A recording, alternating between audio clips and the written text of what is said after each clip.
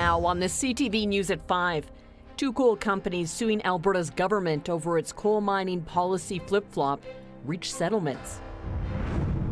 Plus, conserving an historic ranch in Alberta's cowboy country. And using artificial intelligence to diagnose livestock illness. Telling your stories. CTV News Lethbridge with Jackie Scantlebury. Good afternoon. Thank you for joining us. The government of Alberta has settled with 2 of 5 coal companies suing the province for a combined total of $16 billion. The companies have accused the province of expropriating land due to changing coal legislation. Quinn Keenan has more. Australian companies Evolve Power and Atrum Coal have settled their legal dispute with the province of Alberta. Both companies published notices about their settlements online. Atrum's agreement is definitive, while Evolve is still finalizing its deal. Details of the agreements are confidential and no dollar amount has been released. The lawsuit stems from the province introducing a moratorium on new coal developments in 2022. In 2020, the Alberta government reopened coal development in the eastern slopes of the Rocky Mountains, but reversed course 2 years later because of public pushback and legal challenges. During that time, the coal companies began exploration work, built roads, and established hundreds of drill sites. The companies say they also lost future potential coal profits. The coal companies then sued the provincial government to recoup their losses. It's unclear if the other 2 companies in the joint lawsuit, Valerie Resources and Cabin Ridge, have settled. A 5th company, Northback Holdings, is suing Alberta over its coal policy. The province says it can't comment on the settlements because the legal matter is still in the courts. In 2024, Alberta introduced its latest coal policy to allow some new coal developments on the eastern slopes. Mountaintop and open pit mines are still banned. Quinn Keenan, CTV News, Lethbridge. The Premier and Agriculture Minister hosted a town hall last night in Okotoks with a number of Albertans voicing their disapproval of certain policies, including coal mining. Jacqueline Wilson reports.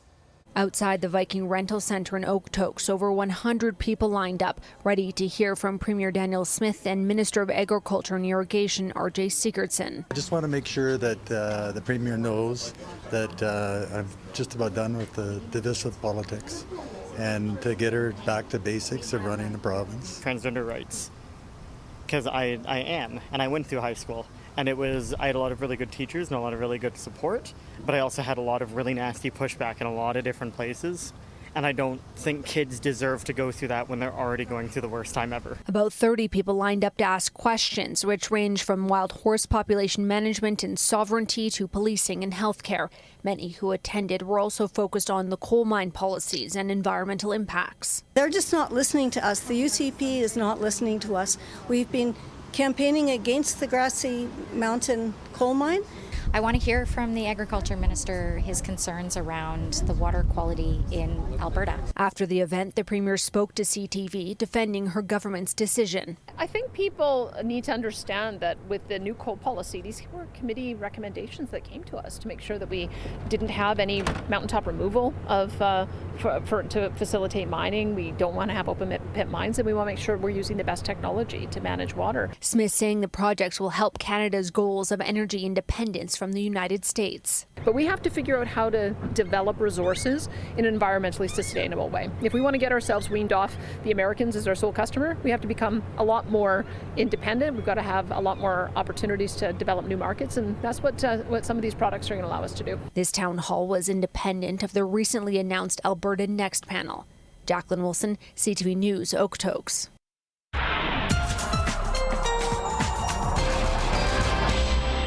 Another hot day out there, Danielle Savoni, but we're going to see some more reasonable temperatures for the rest of the week. And I'm just realizing I blend in with the heat warning that's still in place here. So yes, these residual heat warnings, they are going to come to an end tonight because temperatures are already starting to regulate finally in these communities. Now in these communities, we're looking at basically a 3-day reprieve from temperatures in the 30s. Then we'll be back to a longer term stretch of it next week. But yes, we still have the heat warning in place for the rest of today. Let me show you and give you a look at temperatures here. I'm going to step out of the way. So Medicine Hat, yesterday the high was 35. Today so far it's been 30. Lethbridge similar to what we had yesterday at 29 right now, and 28 in Brooks, 23 in Drumheller. So things are slowly starting to decline and they will continue to do so. Plus some rainfall is on the way. I'll show you that coming up, Jackie. All right. Thank you, Danielle. A Lethbridge mother has been sentenced to jail time after her 13-year-old son overdosed while the two were using drugs late last year. 39-year-old Blanche Fick appeared in court Wednesday. She was sentenced to 900 days behind bars on one count of criminal negligence causing death. With credit for time already served, Fick has 678 days remaining. According to Lethbridge police, Fick and her son were using drugs on Christmas when he overdosed at a home on the south side.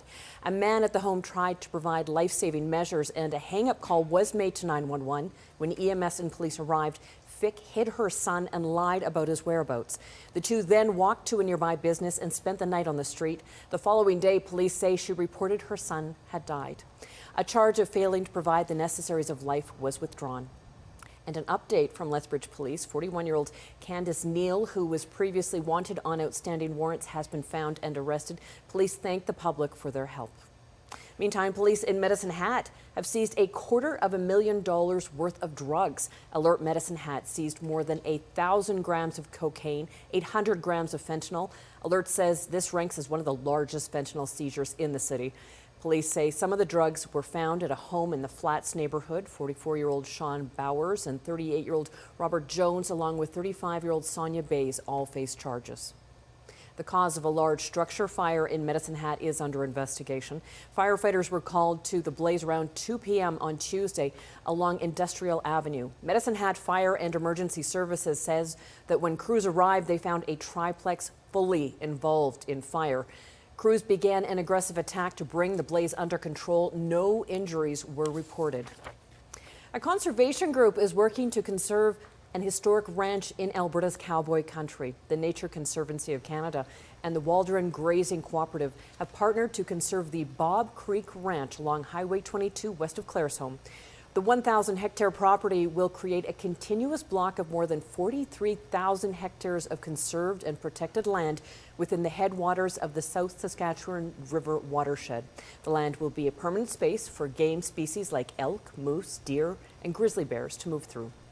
The Bob Creek Ranch is significant because it's kind of this hole that was on the north side of the Old Man River. It has 2 or 3 miles of river frontage, has a couple of miles of frontage onto the Bob Creek, and it's also bordered by the Bob Creek Wildland Park.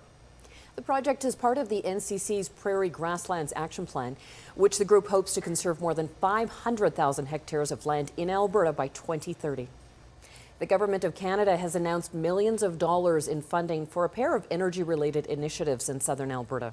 More than $13 million will support 5 projects in the province and Northwest Territories to reduce greenhouse gas emissions. Taurus Canada Renewable Natural Gas Corp will receive $3.4 million for the design and construction of a small-scale remote carbon capture system at the feedlot site owned by the Casco Cattle Company north of Coaldale.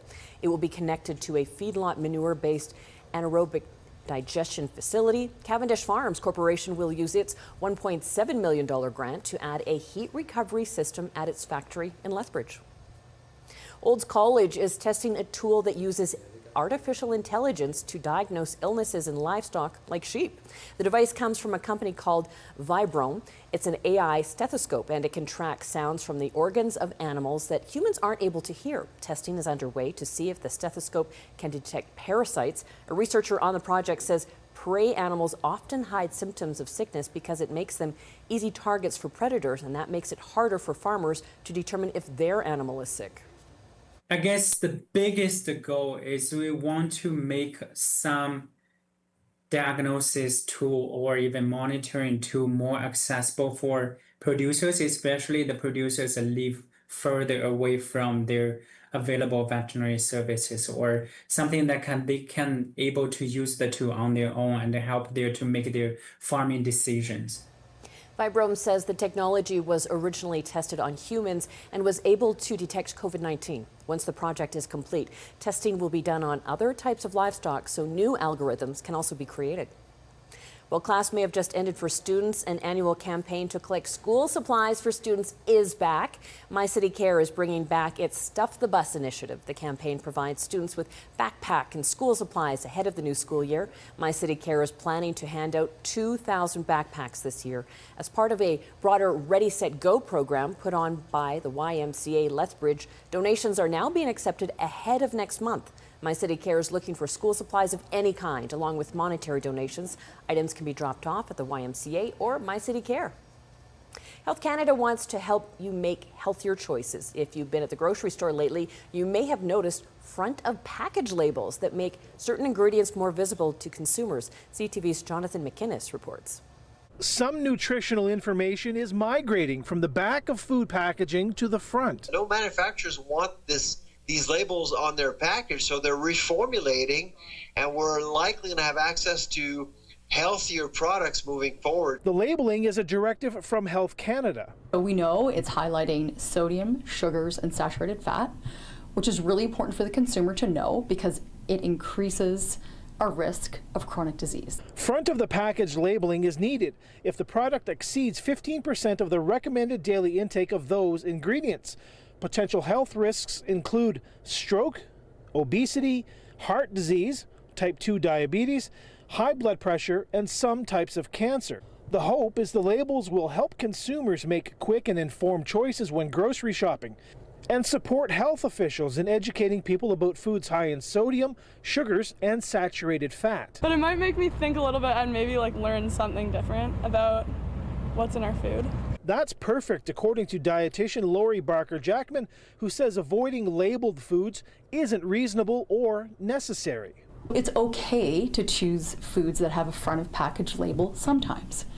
It's making sure we don't choose foods that are high in sodium, sugars, or saturated fat all of the time. For Sylvain Charlebois, the labeling program is a positive one. Still, he has concerns.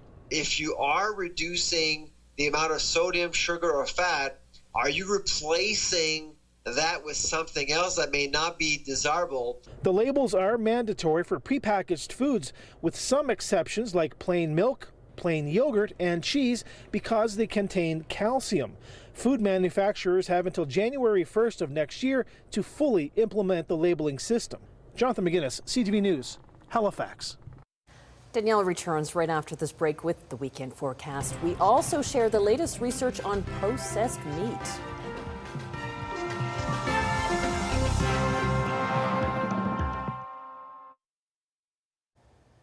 All right, Skywatch weather camera facing south. What a day. Temperatures are starting to ease off a bit with regards to that excessive heat.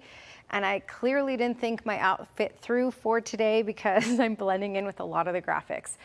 Don't wear this on hot days. Okay, I do have to say that, as you can see, we're pushing our heat off to the east, so into the 30s in parts of Saskatchewan and Manitoba as well. But just 21 is a high so far today in Calgary, which is quite a bit different than what we've had. 19 in Edmonton, so things are regulating here. And we're looking at about a 3, depending on the community, 3 to 4 day stretch of temperatures under 30. And then by next week, we're back into another hot stretch that for many areas starts on Tuesday, and it's a full 6 to 7 days straight of temperatures in at least 30 and up. All right, so still 30 in Milk River, 32 in Medicine Hat, 28 in Brooks, 29 in Lethbridge. None of these temperatures are basically in that heat warning criteria any longer. Medicine Hat just bordering it. So this will come to an end because temperatures will be cooling for tomorrow even further. And then even further for Saturday, some communities will just have daytime highs in the teens by Saturday, and it will be rainy as well. We talked about this yesterday, that activity just mainly Calgary and up the QE2 and north of the Trans-Canada Highway. So that's the plan for today. And when I show you the future cast here, you can see it's going to track off to the east. So north of the Trans-Canada, that's where we're looking at thunderstorm activity. Some of these could be pretty decent cells and come with medium-sized hail. But we don't have any severe thunderstorm watches or warnings in place for parts of southern Alberta at this moment. Okay, future cast showing you that by the time we get into tomorrow morning, yes, sunny in the south, but we're going to see the clouds increase throughout the day. And then by tomorrow night, rainfall arrives.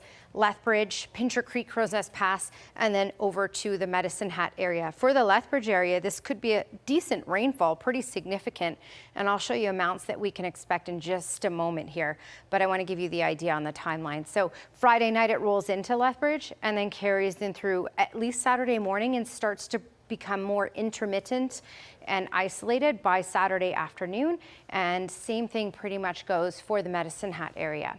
Okay, East Kootenay for tonight, 12, again for the evening, gusts around 40 kilometers per hour. And then tomorrow in the afternoon, you'll notice the clouds increasing and a high of 28 degrees. Crow's Nest Pass, gusts up to 60 kilometers per hour for the evening. Quieter tomorrow, but increasing cloud in the afternoon hours, 22 as a high. So you can see temperatures regulating in most areas, especially Medicine Hat. All right, so gusts around 40 kilometers per hour for the evening. Tomorrow, mainly sunny, but then clouds will increase in the afternoon, and overnight, we're looking at picking up at about a millimeter of rain, a high of 28 for tomorrow. Okay, so for Lethbridge, 25 is a high for tomorrow, or reasonable heat. Sunshine for the morning and early afternoon, then clouds will increase, and then overnight, we're basically even starting as early as 11 p.m., 3 to 5 millimeters of rain is possible. And then especially Saturday morning, it will be heavy at times, 10 to 15 millimeters of rain possible. And check out that daytime high, just 16. But by next week, by Tuesday, we'll be right back into the 30s.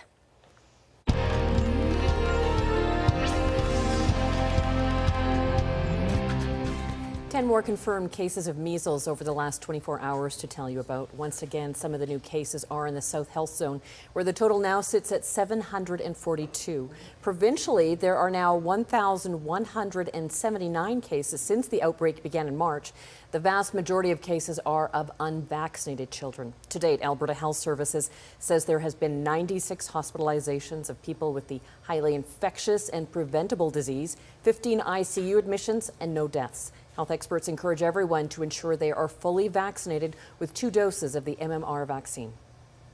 235 Albertans have died from the flu this year, and the vaccination rate is the lowest that it has been in more than 15 years. 21% of people received a flu shot this year, and one local pharmacist says over the past 3 years, she's given fewer flu vaccines. She believes it's a combination of misinformation and vaccine fatigue.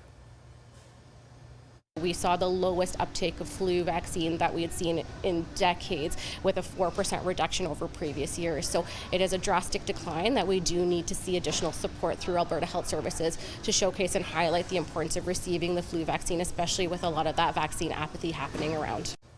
The province says vaccination rates have declined right across the country. We may be in the middle of barbecue season, but a new study suggests you should think twice before asking for a hot dog.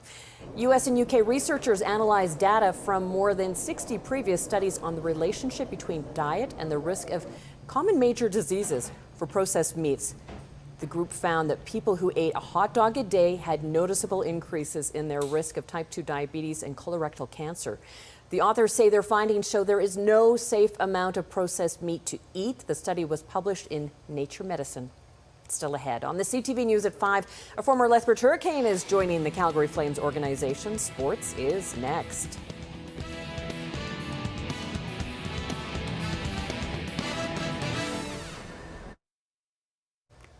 There was plenty of action across the WCBL last night. It was a night to forget for the Medicine Hat Mavericks. The Bats fell silent in a 9-1 loss to Sylvan Lake. On the flip side, Brooks Bombers upset the West leading Okotoks Dogs with a 9-8 win. Tonight, the Mavericks have a long road trip as they're in Fort McMurray playing the Giants. The Bombers are back at home hosting the Energy City Cactus Rats. Both games start at 7:05. There will be plenty of Hurricanes represented at NHL development camps this summer. 6 members of last season's team have been invited to camps. Canes captain Noah Chadwick will once again attend the Toronto Maple Leafs camp. Miguel Marcus will be with the Nashville Predators. Recently acquired Braden Yeager will attend the Winnipeg Jets camp. Caden Price is attending the Seattle Kraken camp. A pair of undrafted players have also been invited to NHL camps. Jackson Unger will take part in the Washington Capitals development camp. Carson Adair is attending his first NHL development camp with the Vancouver Canucks. A former Lethbridge Hurricane has joined the Calgary Flames staff. 3-time Stanley Cup champ and Olympic gold medalist Brent Seabrook joins their player development staff. Seabrook will be responsible for working with the NHL Flames and the AHL Wranglers in honing their professional development. Seabrook played 15 seasons in the NHL, all with the Chicago Blackhawks. He played with the Hurricanes from 2000 to 2005 and was team captain for 3 years. The Stampede Bowl is happening tonight at McMahon Stadium in Calgary. We are about to make CFL history in the City of Red.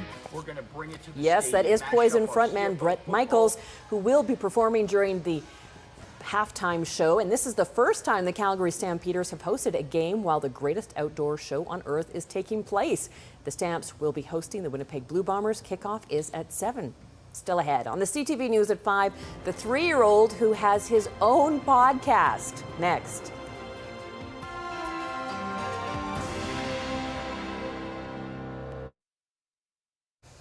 Many celebrities have podcasts these days, but sometimes a podcast can make someone a celebrity. That includes a 3-year-old who has undeniable chemistry with his co-host, who also happens to be his dad. Here's ABC's Danny New.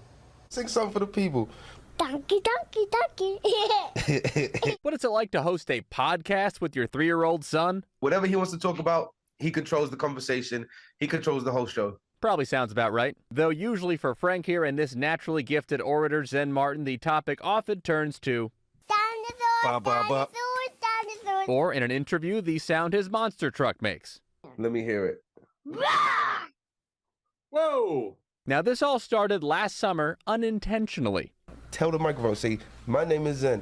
My name is Zen. When Frank was waiting for a guest in this studio near their Maryland home and just started interviewing Zen. I'm thinking he isn't even speaking in full sentences. He's speaking in gibberish. No one's going to really but you know what? They might find it funny. Let's just see how it goes. And then 100 million views later. After many viral clips, Frank and Zen now have a whole army of what they call their internet aunties. One of the aunties even sent them the shirts they're wearing. And some have gone perhaps too far. Someone has made a U-turn in traffic, got out of their car, and tried to come and pinch his cheeks. On Instagram, one commenter writes, "He is the cutest thing ever. I love how you understand everything he is saying." However, this was not the case recently when it sounded like Zen said the word you might use for a female dog. What? Like a tunnel. Like a bridge. Yeah. Bridge. But viral clips like these aside. Don't call her Shelby. Her name is Mommy, okay? You call her Shelby and babe? Frank says his favorite part of this whole podcast experience has been the time he and Zen have gotten to spend together. What do you think Zen will say when he's older and he goes back and watches all this? He's going to say, why was you always filming me, bruh? And then he's going to get even older and he's going to say thank you. Thank you for sharing this time with us. Now here's the early edition of the CTV National News.